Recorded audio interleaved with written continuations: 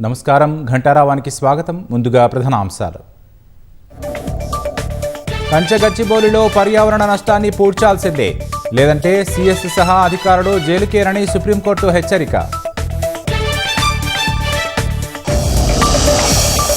కాళేశ్వరంలో సరస్వతి పుష్కరాలు ఆరంభం, మంత్రులతో కలిసి స్నానమాచరించిన ముఖ్యమంత్రి.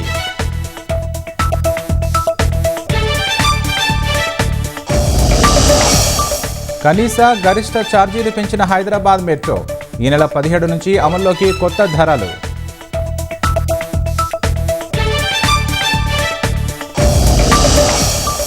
యాదాద్రీసుడి ఆశీస్సులు పొందిన విశ్వసుందరి పోటీదారులు, పోచంపల్లి నేతన్నల కౌశలానికి ముద్దుగుమ్మల ఫిదా.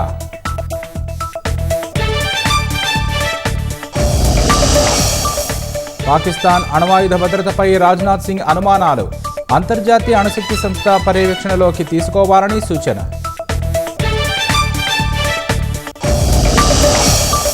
నిర్దేశిత కాలపరిమితి లేనప్పుడు పరిమితులు విధించవచ్చా? బిల్లులపై నిర్ణయం అంశంలో సుప్రీంకోర్టు రాష్ట్రపతి ప్రశ్నలు.